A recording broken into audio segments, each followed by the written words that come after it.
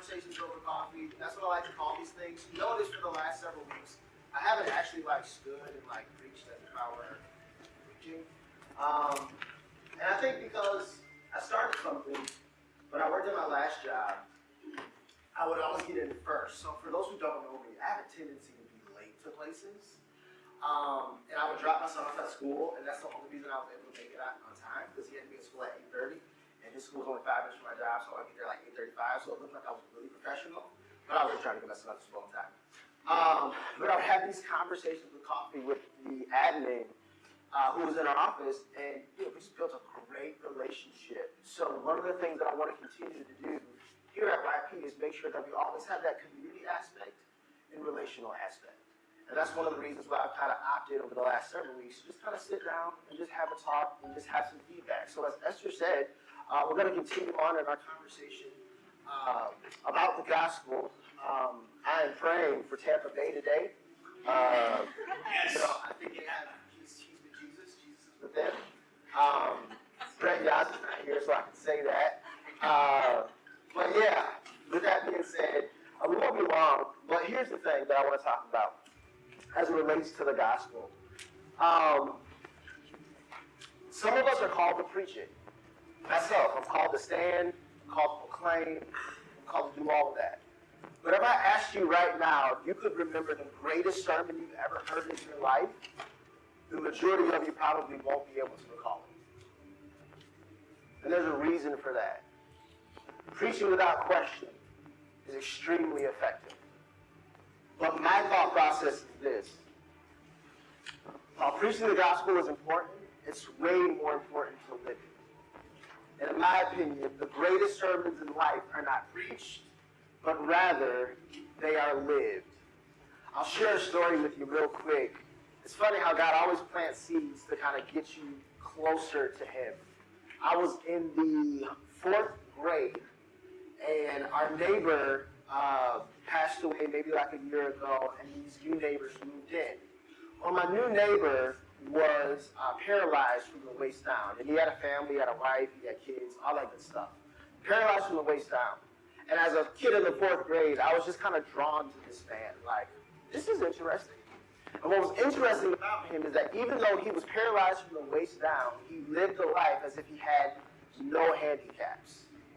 I watched him drive himself around. I watched him serve as an elder in his church. I watched him love on his family. I watched him build a nonprofit organization. And I didn't do it from a distance. I did it up close. And what this man ended up doing for me was essentially showing me how to live the gospel. He had every reason to be depressed. He had every reason to be sad. He had every reason to be upset. But yet I saw him live his life with absolutely no limits. And I saw him live his life with a hope that's found in Jesus. It's because of him, I'll be honest with you, I actually learned how to cook. Because he discipled me. And one of the things he discipled me about was, hey, Brent, there's going to come a day and time when you're going to get married. And everybody's going to be mad at you. So you need to know how to cook your own meal so she won't punish you. Right? And while we laugh and joke about it today, he was planting seeds as it relates to how to be a husband. As a result of me learning how to cook, I have learned how to cook not only for myself, but for my entire family. And years down the road, I didn't know I was going to marry a woman who actually did not really know how to cook. So I'm actually the chef in the house. But I'm going somewhere with that, right? And here's where I'm going with that, especially with this whole cooking analogy. There are some days where my wife makes me absolutely upset. Not as many now because we've been married 9 years, so we learn each other's rhythm. But in those first 4, oh buddy, it was a roller coaster. Someone told me once, this is a funny story, I think it's true if you don't, I think it's just true. Which is, they said marriage is like a walk in the park. Jurassic Park. And there's some truth to that. Marriage can be scary. But here's the thing. God has still commanded me to love my wife as Christ has loved the church. Now you may be saying, Brent, where in the world are you going with this? Here's where I'm going. Talk about living the gospel. At its core, the gospel is a love story. at its core, the gospel is highly, highly relational. Think about it. We know that Jesus is 100% God. But when he takes on the form of man, he becomes flesh, right? So he's 100% God, 100% man. He empties himself of all of his divinity. And because of this thing called love, he makes this decision to die for people who he doesn't even know. He shows this amazing, amazing sacrifice. So here's what I want to do with this conversation over coffee. I just want us to talk for a few minutes. I want your ideas. You throw it out. I don't know where the microphones are. But here's the question. Y'all, what is love? What is love? Baby, don't hurt me. Don't hurt me no more. So, with that being said, seriously, who wants to take a stab at it? What is love? Justin. So I think in Corinthians, it defines love. Corinthians or whatever. Love is kind. Love is patient. It does not envy, does not boast. Love is not proud. And God is love. So there's I'm not sure if it's in Corinthians, but it defines love in detail. It's good. Yeah. Anybody else? Jen. Love is caring about somebody or caring for somebody selflessly. That was Jen. Can we give Jen a round of applause? Can we get that selflessly? Anybody else? Your turn. I was just going to say that love is sacrifice. Absolutely, love is sacrifice. To quote DC Talk, love is a verb. Action. I love it. You can tell some journalists. Love is a verb. Anybody else? So, all of you are right. I'm going to steal Justin's answer. It's 1 Corinthians 13, 4 through 7. But yeah, you all can see what it says. Here's what I want to do. I want to do some observations on this whole love aspect. So when you see love is patient, what's the first thing that comes to mind? Justin. So patience is having a good attitude when you're waiting. I like that. Luis. Patience is a dedication of time, dedication of effort to ultimately see something or somebody through a good or a bad time. That's good. Who else? Doesn't come naturally. That's good. That's true. For everybody, it does not come naturally. All right, so let's move on to the next one. Love is kind. Let's talk about it.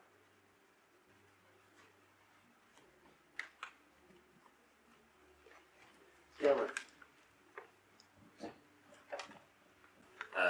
Viewing somebody as family even when they don't deserve it. Okay. That's good. Seth. I think I've always associated giving with kindness. Giving with kindness. All right.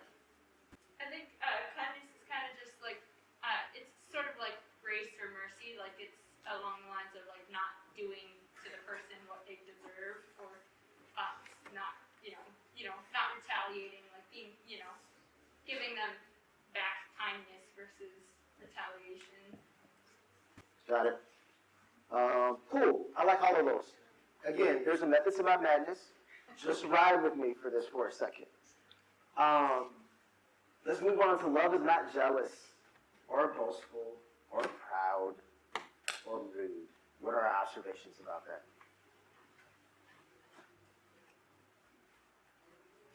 Not keeping score, not trying to say that you are doing better than the other person in your relationship, and you are just being so much better in the relationship than the other individual. I like that. Absolutely. I think all four of those adjectives kind of describe to a man's hubris. So, love is humble. I like that one. Love is humble. Angel. Sorry.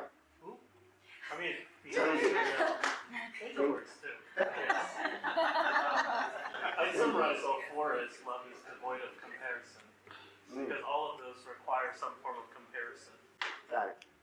Good stuff. I like it.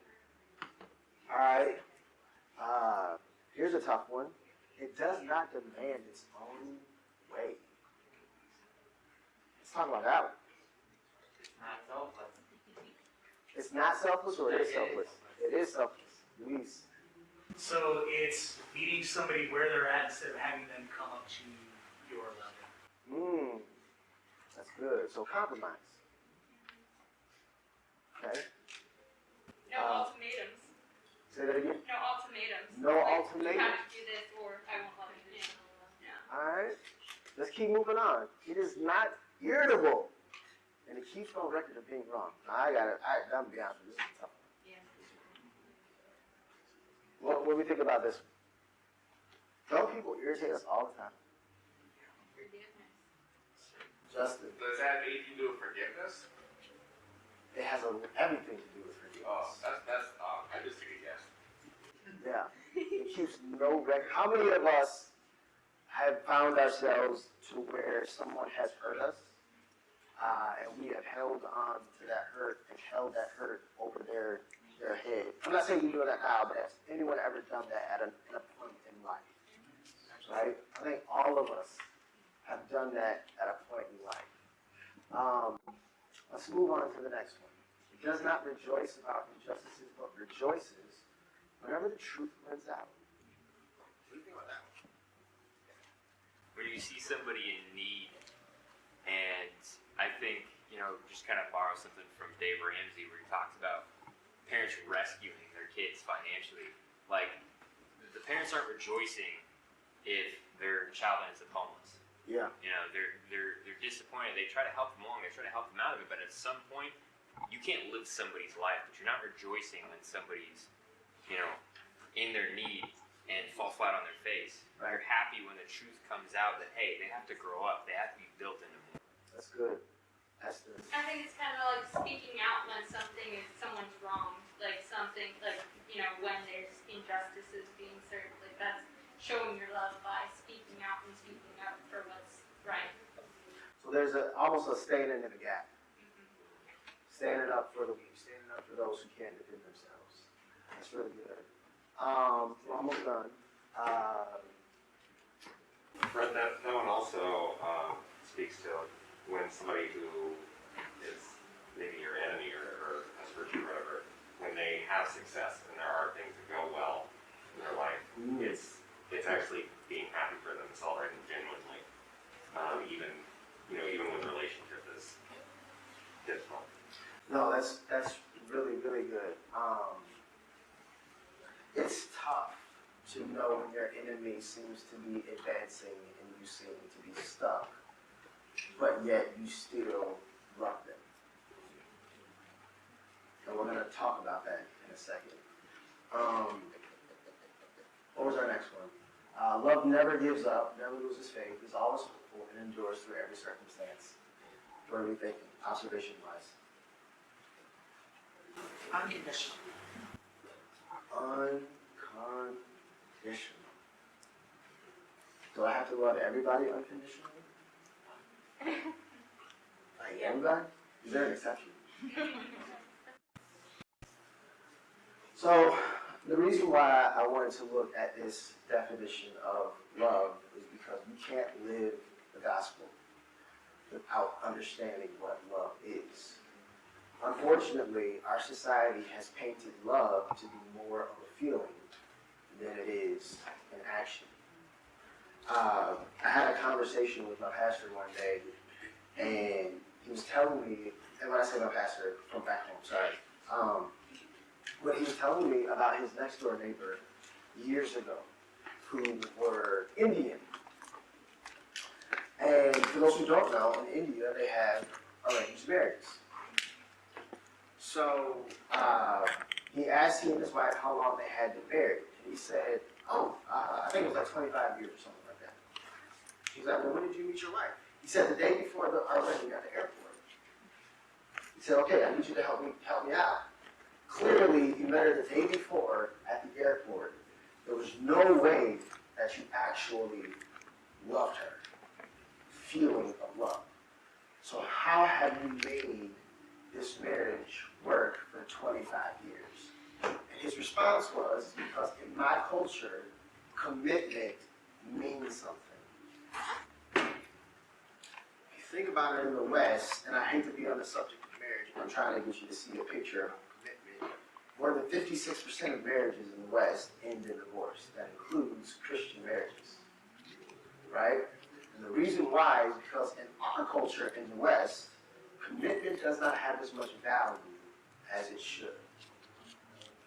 But for the believer, and this is where I'm trying to shift our focus, I'm trying to shift our focus to a place to where we look at love as an action of commitment and not a feeling.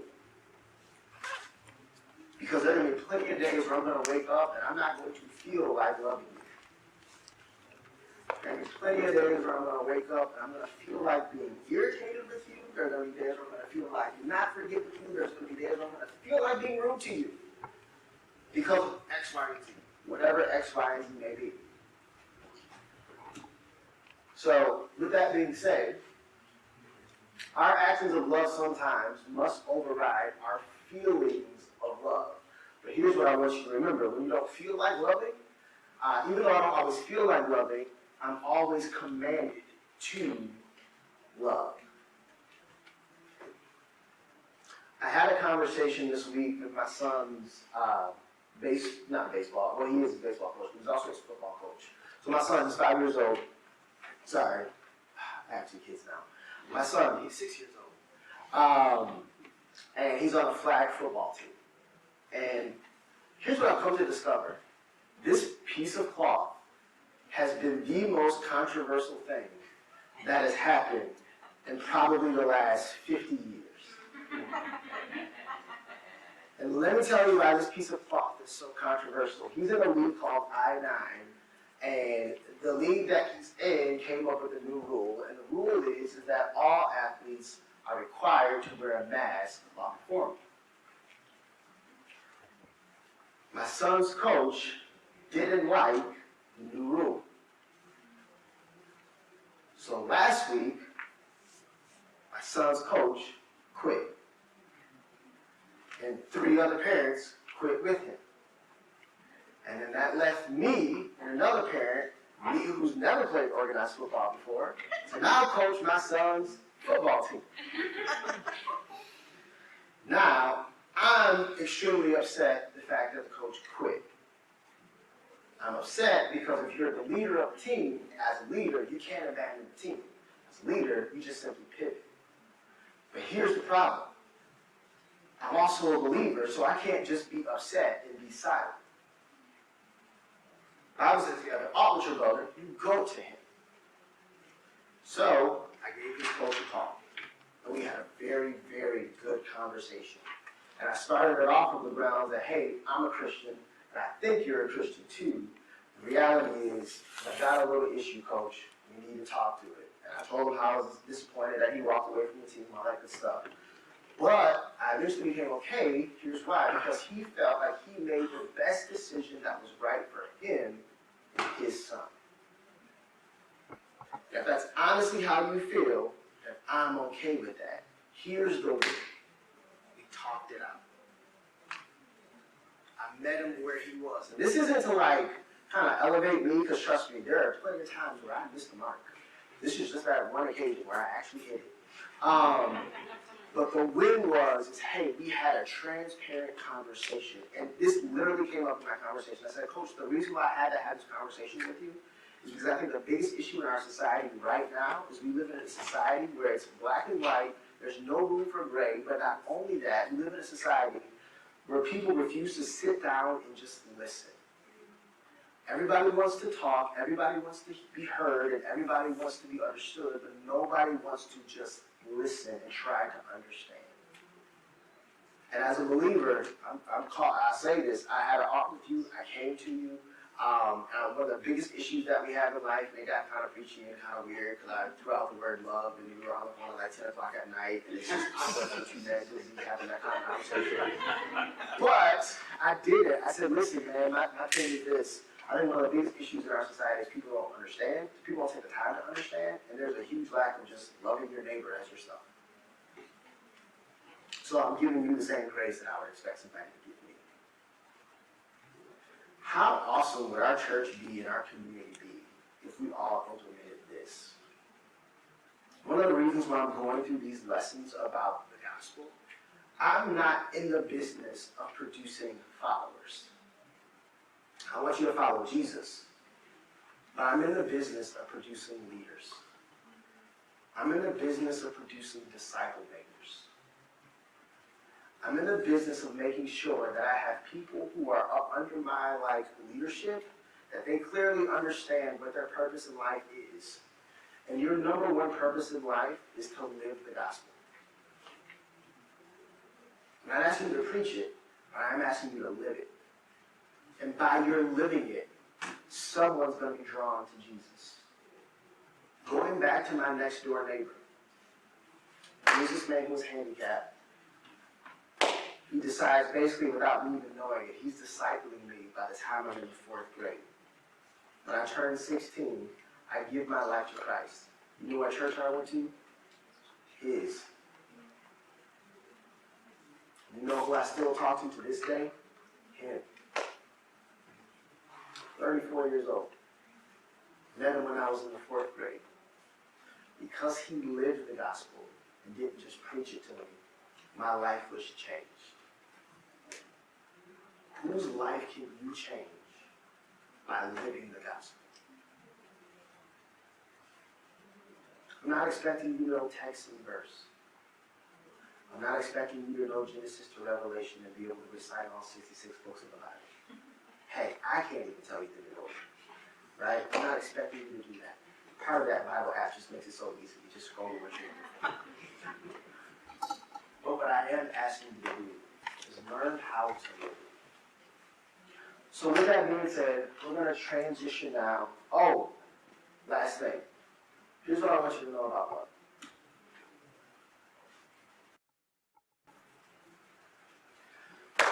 Love is work. If you're truly going to love like Jesus, you've got to be willing to put in the work. Speaking of Jesus, think about it. How much work he actually put in. He spent most of his ministry not only witnessing to the lost, but loving the very people who crucified him. He took time to try to show the Pharisees and the Sadducees how to live out the gospel. And in the end, they put him on a cross. They gave him a crown of thorns, they spit on him, they mocked him, all that good stuff. But he showed us exactly how relational the gospel is, how selfless the gospel is, how the gospel isn't rude, how the gospel isn't proud, how the gospel isn't boastful, how the gospel isn't self-seeking, how the gospel keeps no record of wrong. I'm going to be honest, there's no way in the world if I'm hanging on the cross and I'm about to pray to Jesus, Father, forgive them for they know not what they do. No, Father, sin now again. Nah. That's me, right? Like, this is not going to happen. But yet that wasn't Jesus. And we're called to be Christ followers. I wish somebody would have told me when I first got saved, to be honest with you, how difficult it is to be a Christian. I wouldn't have changed my mind. I still would have made the same decision, but I would have probably prepared a little bit differently. Y'all, it's not easy being a Christian. It's not easy loving your neighbor as yourself. It's not easy being selfless. For those of you who have a smart mouth, it's not easy to not be rude. I know I got one. Right? It's not easy. But I want to learn how to live like Jesus. I want to see people come to know who Jesus is. We've been called to be the salt of the life and the light of the world and salt and light. Bingo. Listen, I have a 14-day or 21-day-old. I'm going to mess up the prescription. But yeah, we're called to be salt and light. Period.